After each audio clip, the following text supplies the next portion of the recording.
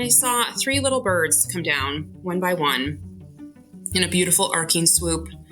And one by one, each one of their wings just brushed the water as they did so. And it was so beautiful and magical that I sat up to see if anyone else had seen it. And everyone else was asleep on their chair. It was just me. And I knew in that moment that Jake was gone. Hi, and welcome to Boundless Moments, the storytelling podcast that brings sacred moments to life through the voices of those who lived them. I'm Nathan Houchins. Support for Boundless Moments comes from the Sacred Moments Initiative. At Boundless Moments, we are careful to ensure that all stories comply with healthcare privacy laws. Details may have been changed to ensure patient confidentiality. All views expressed are those of the person speaking and not their employer. Some stories featured on Boundless Moments may contain themes or content that could be upsetting for some listeners. We encourage you to use discretion and take care of yourself while listening. In this episode, we hear from Dr. Kristin Collier. Dr. Collier is a Michigan lifer. She received her medical degree from the University of Michigan Medical School in Ann Arbor and completed her internship, residency, and chief medical residency at the University of Michigan Hospitals. She is currently an associate professor of internal medicine at the University of Michigan. There, she serves as the director of the medical school's program on health, spirituality, and religion, as well as associate program director of the internal medicine residency, where she oversees the primary care track. Her academic interests are in the overlap of spirituality, religion, and medicine, and her peer-reviewed work has been published in high-impact journals such as JAMA Internal Medicine, Annals of Internal Medicine, and the British Medical Journal. She also has had writings published in Notre Dame's Church Life Journal, Theopolis, America Magazine, and Public Discourse. She is also a wife and the proud mother of 4 sons. In the conversation that follows, Dr. Collier shares a deeply personal story about her friend Jake, a talented physician with whom she trained and whose battle with cancer profoundly impacted her understanding of medicine, suffering, and spirituality.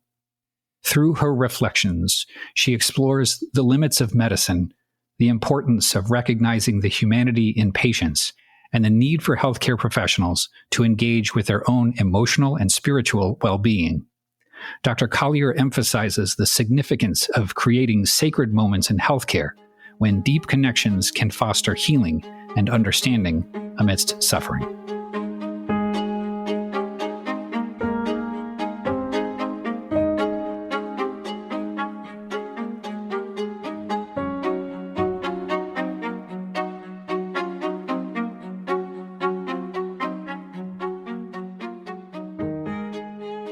So I'd like to tell the story of my friend Jake, what he taught me about living, about dying, and the limits of medicine. So it's hard to believe, but the time we spent together as residents here is now over 20 years ago. I was a resident in internal medicine here at Michigan Medicine and did my residency here from 2001 to 2004.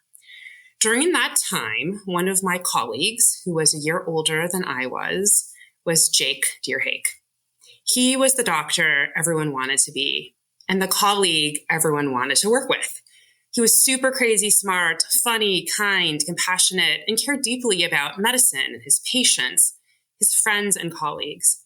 And he was the consummate internist. He knew the deep differential for peripheral eosinophilia at the tip of his tongue, but also could interpret ABGs, read films, and run a code. Given his talents, he was chosen to be one of our 4 chief medical residents. And the year before his chief year, we noticed something different about Jake. He had been losing weight, looking tired, but we all knew he had been busy. He kept telling us that he had been busy. And one night, shortly after arriving home from a flight where he had been interviewing for cardiology fellowship out of state, he couldn't breathe. He presented to our emergency department with shortness of breath and was found to have a massively enlarged liver due to the presence of multiple terrible masses.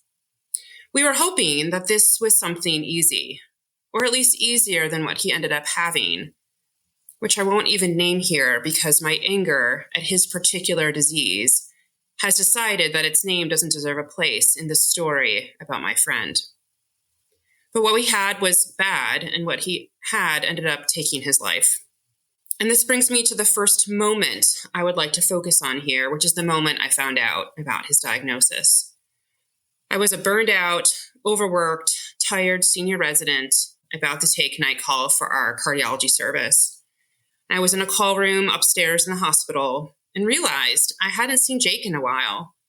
And there were murmurs around the program that he was ill.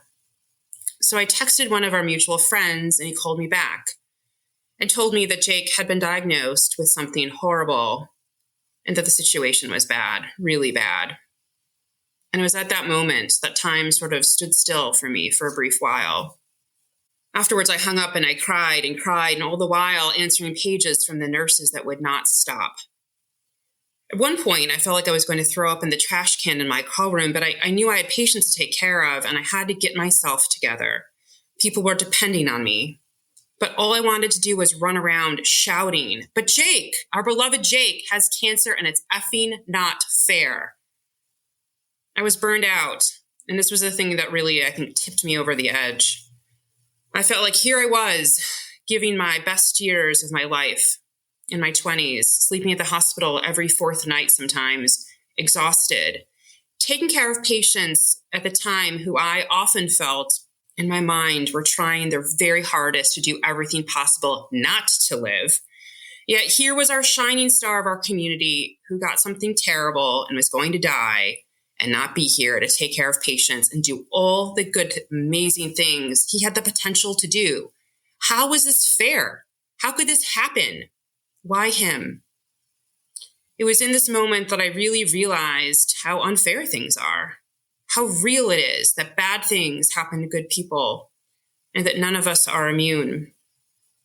I mean, as a doctor, of course, I knew that people died, but this was the first moment that one of my people, one of our best people, was going to die. And it was so real and so raw and so terrible that I almost couldn't bear the weight of it all. And it was in that moment in my call room that night that my very real struggle with making sense out of suffering began. And it was over the course of the year that our institution watched our friend die. But we also saw him live, and it was painful. He continued to work. He got married to his lovely wife, Laura. He sat through grand rounds. He loved his work and the people here. And I remember when he was my chief resident, he was my attending at the VA, he would leave after rounds and go get transfused. I would hear updates from time to time about Jake having a clinic appointment or ER visit when some new catastrophe related to his disease came up. And the piece-by-piece unfolding of it was horrific. And what was even more shocking to us at some level was that we couldn't save one of our own. Here we were at one of the largest academic hospitals in the world, with all the technology and treatments at our disposal. The chair of medicine at the time was an oncologist, for God's sake, and we had a worldwide expert in his rare disease at our institution at the time. Yet Jake got sicker. We couldn't cure him, and he died on our watch. And this brings me to the second moment of when I knew. I was in Italy with my husband and his family for vacation in my third year of residency, right before I was to start my own chief resident year here. Jake had been fighting his terrible disease for months. So our family was outside at the place we were staying, all in chaise lounges around like an old pool. And I was staring at the water, and I saw 3 little birds come down one by one in a beautiful arcing swoop. And one by one, each one of their wings just brushed the water as they did so. And it was so beautiful and magical that I sat up to see if anyone else had seen it. And everyone else was asleep on their chair. It was just me. And I knew in that moment that Jake was gone. About an hour later, I got a text from a co-resident back in the States that I should call her. And I found a payphone in town and called her, and she told me Jake had died. But she confirmed what I already knew to be true, that he was gone. And it was in that moment that I truly realized the limits of medicine and started my subsequent exploration of religion. So we lost our friend, and the world lost a great son, a husband, brother, and doctor. Those of us, his colleagues here who survived, lost additional things. Collectively, many of us lost the deeply held belief that medicine could be our savior. And what had happened in part is that many of us, including myself, had made medicine into what theologians call an idol. I had placed unrealistic hope onto something that medicine didn't deserve, couldn't hold, and couldn't live up to. And when our idols come crashing down, pain ensues. But the right order of things shines out of that darkness. I have since grown to understand the limits of medicine that are important for me to realize as I grow into the physician I need to be.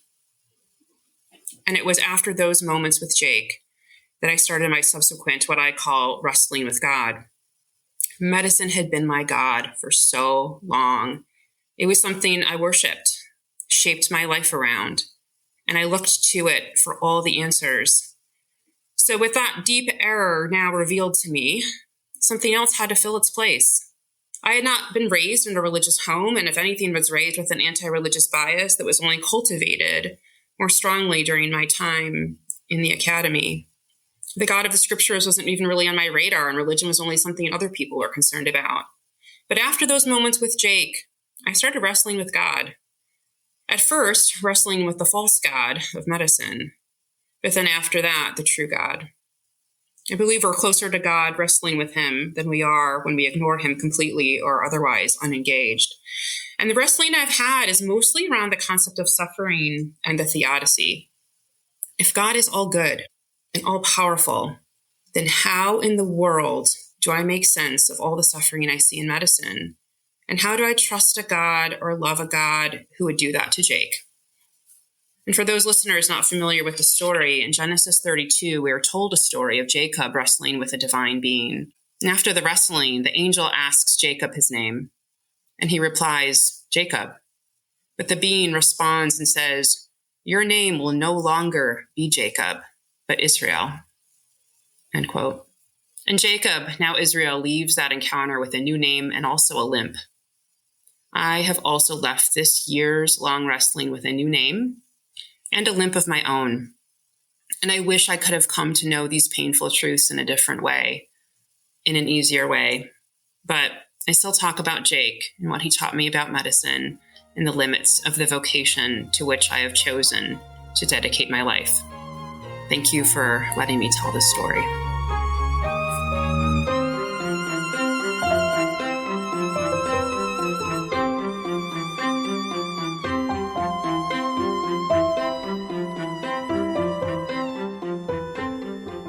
I'm here with Kristin Collier. I just wanted to say thank you, Kristin, for sharing that really powerful story about your friend and colleague, Jake. I'm so grateful that we have this time together to hear that story and bear witness to what you experienced. Thanks for having me on the podcast and allowing me to share his story. You know, it was such a transformative time, our time together, not just myself and Jake, but the way that Jake affected our entire training program and those he worked with. So I appreciate the opportunity, decades later to talk about him still.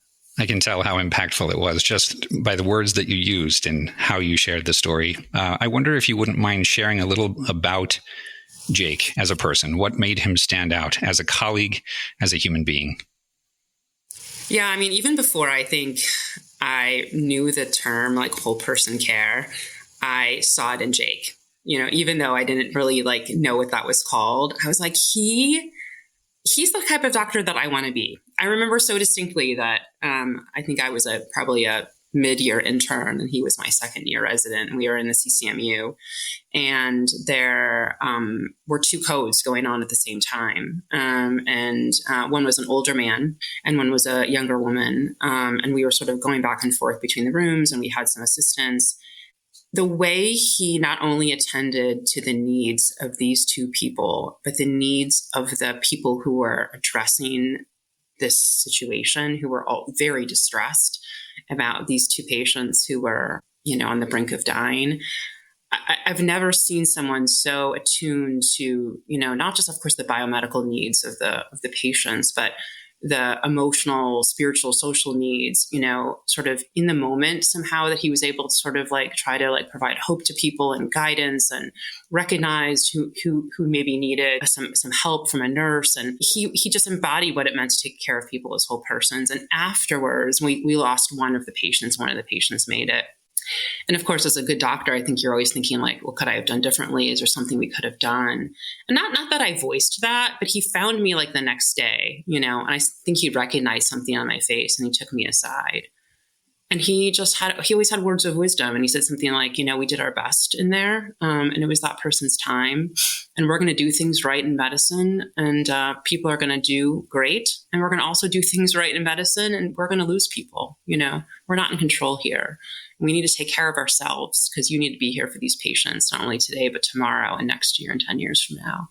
And like, I didn't say anything. Like, I don't know how he knew that I needed to hear that from him. When I think of, Abraham Heschel, who's a Jewish theologian, I love his quote where he says, we're not in medicine to take care of sick bodies in some kind of impersonal practice, but medicine should be a personal practice on ill persons. And I really feel like that's how he saw people, really as persons, not like just as sick bodies, but not only again the patients, he saw us as persons too in medicine, and really like cared about people deeply, and showed that not just with his actions, but with his words, and the way that I would say that he, ministered to people in all the ways that we're called to do. He was a really special person. He sounds like a really consummate caregiver to everyone around him.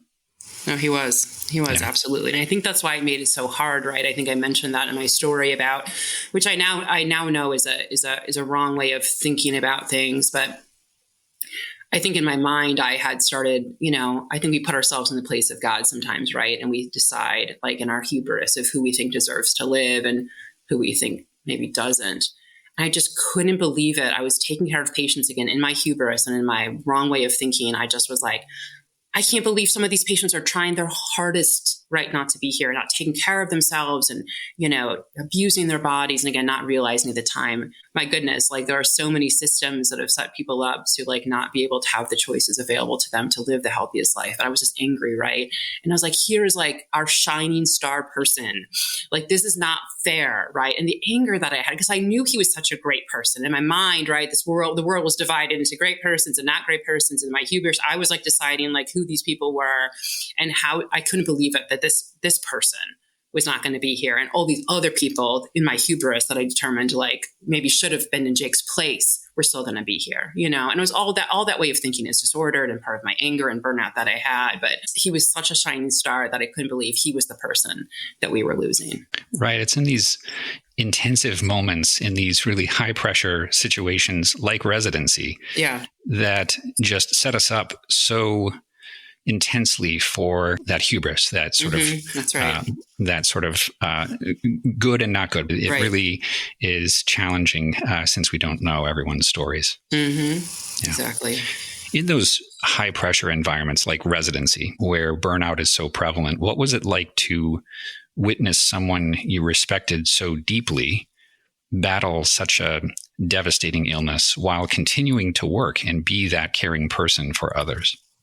I trained in the time, right, where we didn't even have half the attention we have now on concepts that gives us a language to talk about these things, concepts around, resilience. And I'm not even sure we had like even the research we have now on burnout and what it means to sort of debrief and, concepts of moral distress. Like those concepts resonate with me deeply now, because I'm like, that gives a name to like what I had back then that like I didn't know, right, what it was.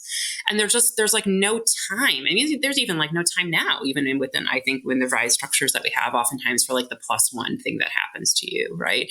The work is so unending and so grueling and like, requires so much of you to sort of pour into that your well is often so empty and you're barely making it, right? But like there's no room for the +1 of a chronic illness in yourself, a chronic illness in a family member, a pet that is ill, some event, it's so hard. And I get, why physicians are unhealthy, why we drink too much, why physicians have bad mental health outcomes, why suicide, the tragedy of suicide is so high, why physicians have oftentimes failed marriages, failed relationships, like, and I think about all the times where I think medicine, the vocation is formative, right? It gives shape to people, and like it forms you in a way that to be able to survive and do it cultivates qualities in you that, yes, while they're very helpful in quotes to like adapt to the vocation of medicine, those qualities are oftentimes maladaptive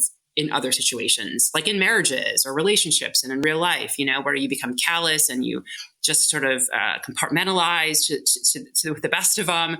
And so we did not handle it well. And I think part of it was the time. Part of it was the lack of time to be able to debrief. But I think also for myself, I had no roadmap or language to be able to process really what was going on with me, which is really existential distress. I understood Jake's disease. I understood this is what happens when people get this disease. And the biomedicine I wasn't struggling with, right? Like I know all about, what he had. What I was struggling with was grief, like the reality of God in the face of evil, the concept of suffering. Like I had no way to like process that in a way that was healthy.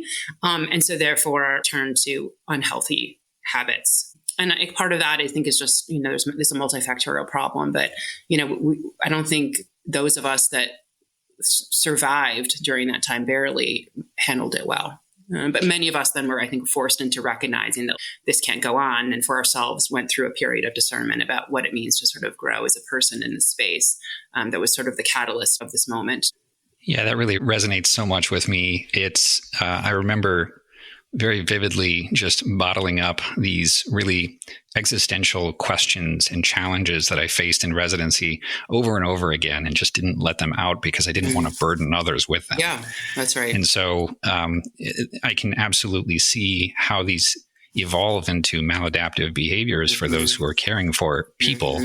And what a phenomenal full circle moment of empathy for those who we take care of, those when we suspect that they are not treating themselves in the best ways, we can see ourselves in them, I suspect, Exactly. but perhaps only after the fact. Exactly.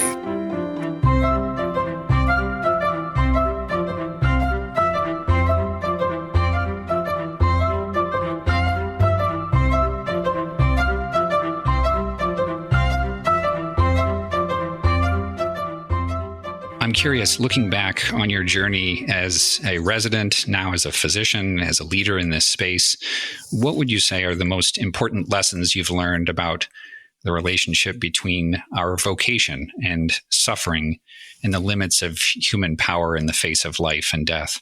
Yeah, this is something that I've thought a lot about. And I think back before I had this period of discernment, I used to think of medicine as a vocation of mastery. I just need to be able to master this vocation. And collectively as a vocation, I thought, if we just had enough time, enough resources, enough money, enough research, that we are going to be able to solve, the problem of death. And a couple things now that I've realized. One is that I now see medicine not as a vocation of mastery. Again, what kind of hubris led me to think that ever, but really now is a vocation really of submission. And I'm just part of this process. And I'm not the, healer. I don't heal people, right? I would say that in my faith worldview now, as a baptized Christian, life and death belongs to the Lord. And I am grateful to be part of a vocation where we're given the tools by God to be able to be in a place where we can be the hands and feet of the Lord and help people through a time of greatest need. But this is a process of submission, a submission to God's will and understanding Him as creator and not mastery. And I'm so thankful, actually, that I'm not in control, right? I think that would be like the worst thing in the world. And like realizing, I think it was actually Michael Lucchela also who one time I heard this, and Jake had already said it to me a few years before. We think that like when patients get better, like it's because we did all the right things. And sometimes like that's the case, right? But like sometimes like we do all the right things and people don't get better, or like we actually like they get better like despite us. So understanding like the mystery that's inherent within medicine and understanding who the real healer is, I think was really important for me to realize. I think also, through this time, understanding like what it means to have a professional identity as a physician. And I thought that if I just trained hard enough and saw enough that because I was so disturbed about what happened to me and the way that I felt so shaken by Jake's death. And I'm like, I don't want to go through this again, And so instead of like learning how to deal with it at first in a healthy way, my hope was that I would just become immunized to death. Like if I saw enough, it would just stop bothering me, And so I definitely built this callus up, but then realized that then there was like this distance between myself and my patient, which wasn't helping at all with my burnout, and actually was like the opposite of like what I wanted to do within the vocation of medicine. So there was a moment where I ripped off that callus. When you rip off a callus, it like really hurts, And actually, I think now I'm actually more sensitive than I used to be. And I think that's okay. Like I'm older. My parents are older, like I have children. And I think now, like if there's a time in this work that I do, if I ever feel like I'm not bothered actually by the death of a brother or sister, of a member of the human race, like I need to leave or I need to take a break. Like that should always bother me. So I think about professional identity, and I think again, back in the day that I trained, there was like this very sterile professional identity. And like, there's this, we're taught, right, this detached concern that's talked about in the literature. But my role model now is actually Jesus Christ is the great physician. And I think of the passage in John where it says Jesus wept. And if Jesus can weep over the loss of his friend, I can too. I'm not going to be ashamed about it. Obviously, like I need to be able to manage my own emotions like in the moment so that the patient is taken care of. But I'm not going to become a robotic machine with a callus 5 inches thick. Like that is absolutely dehumanizing, not only to me as a living provider and not a robot, but also the patients deserve better. And so I think that's the other thing that I really wrestled with is professional identity formation and what does it mean to be a doctor? And I think lastly, I think there's this other concept that, I think my biggest theological wrestle has been with the concept of suffering. And, this isn't the way things are supposed to be. And I always sort of felt that, but now I know that this isn't the way things are supposed to be. And with obviously the faith that I'm so blessed to have now, I don't fully understand the suffering that I see still, like I don't understand why babies are born dead and fathers of 10 are struck down by hemorrhagic strokes. Like all your perfect theology falls flat on its face, right, in the presence of these tragedies. But what I do have now is a hope that St. Paul talks about in the letter to Thessalonica, where he says, like, we don't grieve like people who have no hope. Like I have hope in the resurrection of bodies, and someone that sees broken bodies all the time. I'm so thankful for the reality that our bodies will be resurrected and healed fully. And that eventually, as C.S. Lewis says, every sad thing will someday become untrue. Like that's the kind of hope that I have that is sustaining hope for me that I didn't have before.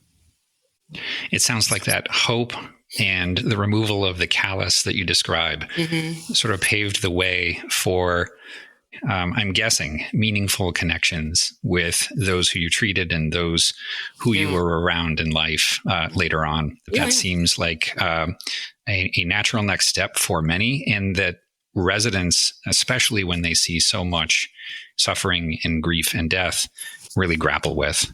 And that leads me to my next question, actually. I'm curious, you mentioned anger, you mentioned grief. How did you and your colleagues, your resident colleagues, cope with such a significant blow to the community, such a significant loss? And did you find any unexpected sources of comfort during that time? Yeah, I mean, I think, it was really a really hard time. And I think, so many physicians are not comfortable, right? I think sometimes sharing vulnerabilities or weaknesses with each other. But there were groups of us who, with our shared love of Jake, came together and supported each other. And again, like all of these tragedies, like we're not meant to handle these things by ourselves. And I just remember, the community, the sense of solidarity we felt around our love for Jake.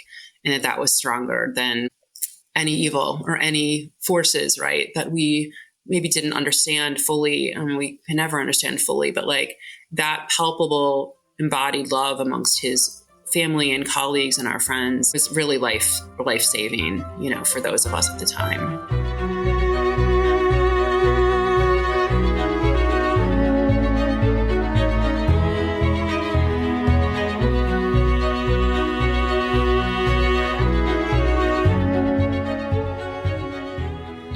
mentioned in your story two sort of discrete moments. The moment when you learned of the diagnosis for Jake, and then the moment you had learned he had passed. It sounds like those were really profound moments for you.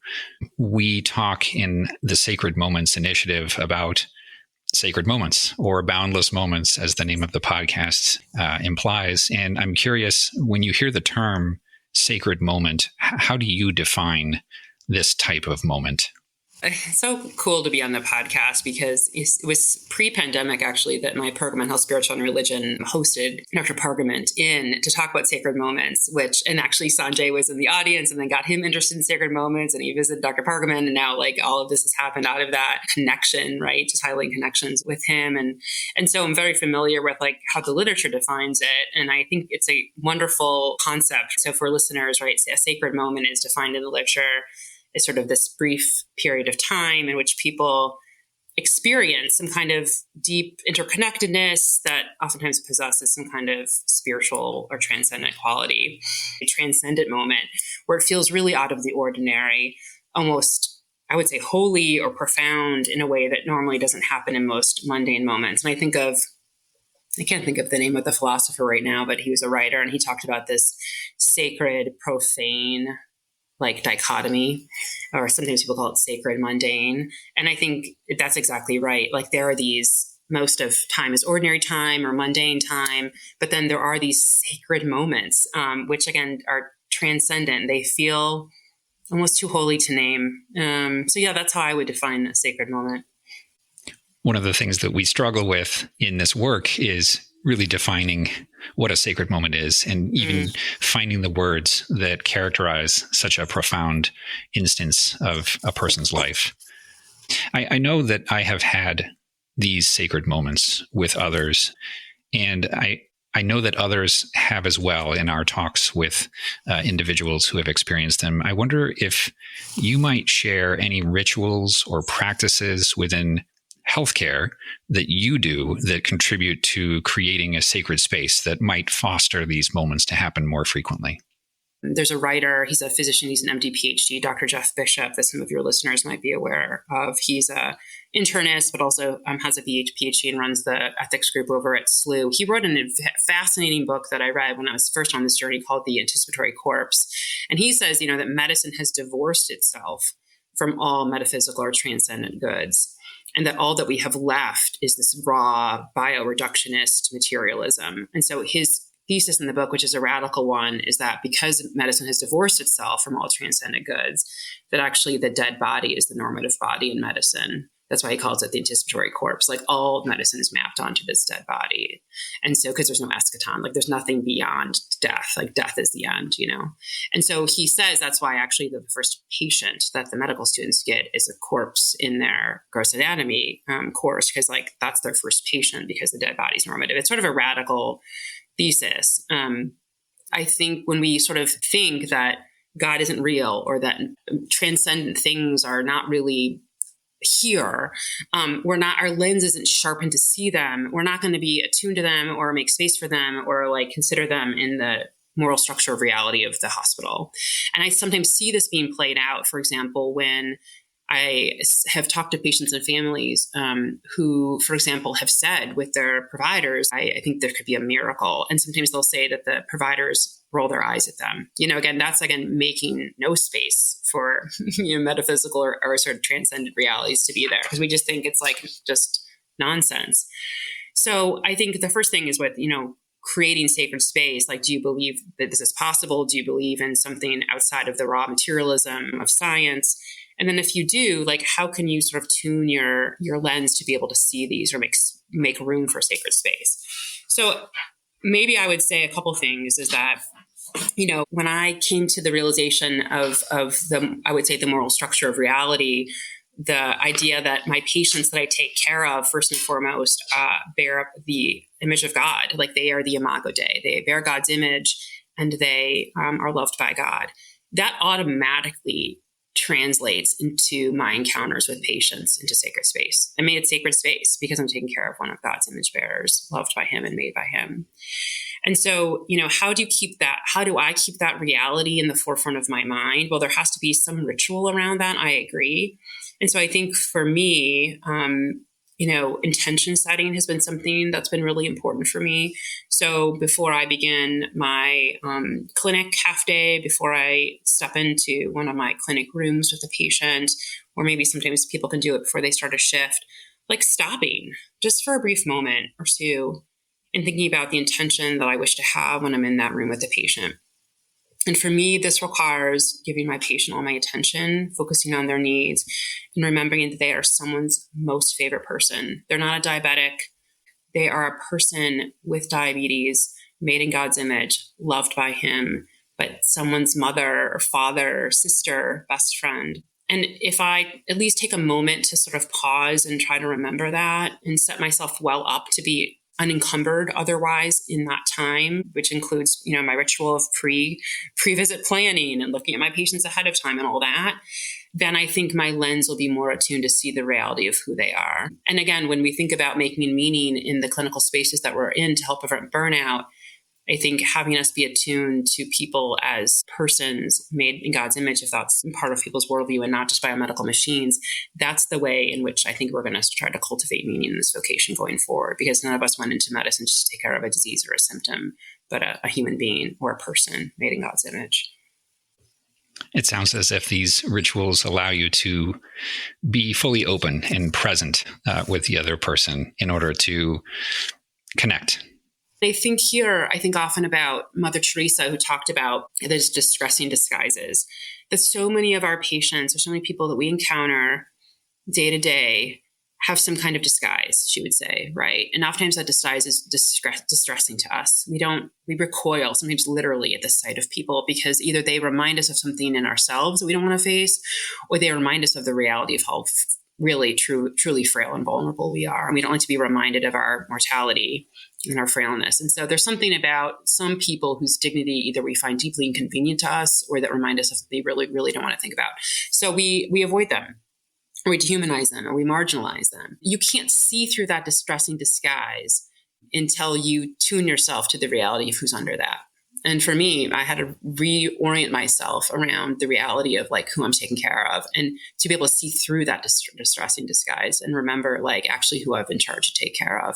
Because otherwise, I think we're going to have a medical system, again, without recognizing the inherent worth and inviolable dignity of all human beings because they're made in God's image. I think we're going to have a system where we have tiers of patients who we give certain care to and certain privileges to and certain accommodation to and not to others. And I think medicine should be a place where like we take care of all persons because all persons matter inherently because of who they are, whose they are. You mentioned your own rituals, and you mentioned how they impact your interactions with your patients and those that you're charged to care for. Recognizing that these are incredibly personal decisions and behaviors, what advice might you have for healthcare professionals of any kind aiming to create these sacred moments between themselves and the people they care for?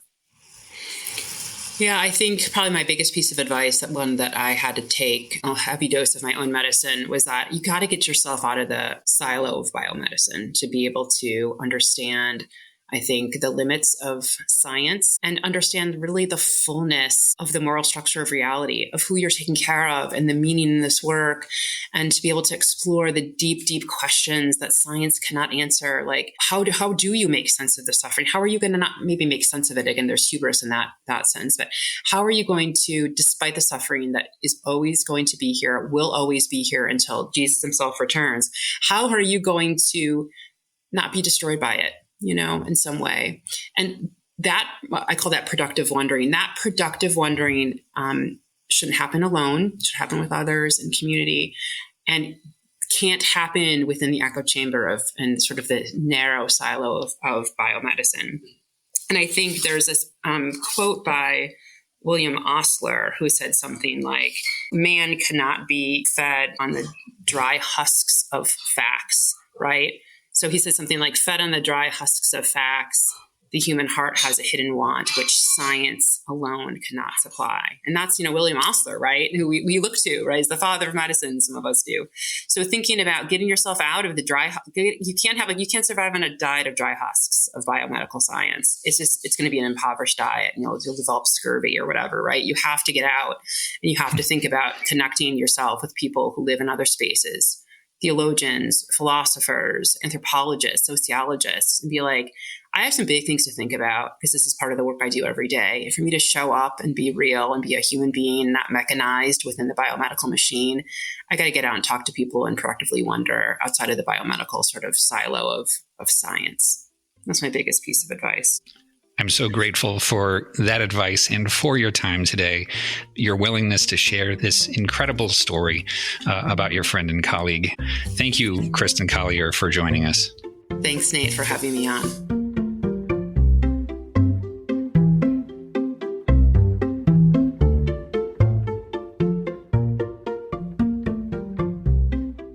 We would love for you to be a part of this movement, and we would be honored to hear your story.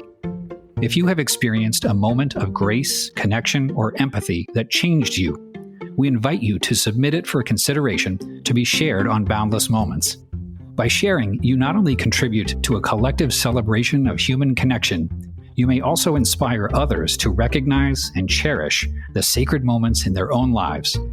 To discover more about sacred moments and to share your own story, please visit sacredmomentsinitiative.org. This episode of Boundless Moments was produced, edited, and mixed by Nathan Houchins. Our program manager is Jessica Ameling, and our publishing and social media manager is Rachel Erlinger. Our podcast is made possible by the Sacred Moments Initiative, a humanistic project whose aim is to study, catalog, and share sacred moments. Learn more at sacredmomentsinitiative.org. Boundless Moments is also made possible by donations from listeners like you. Thank you so much for supporting our work in sharing sacred moment stories. If you enjoyed this episode, please subscribe to the show wherever you get your podcasts and drop us a rating or review to help others connect with us. I'm your host, Nathan Houchins. Thank you for joining, and until next time, be well.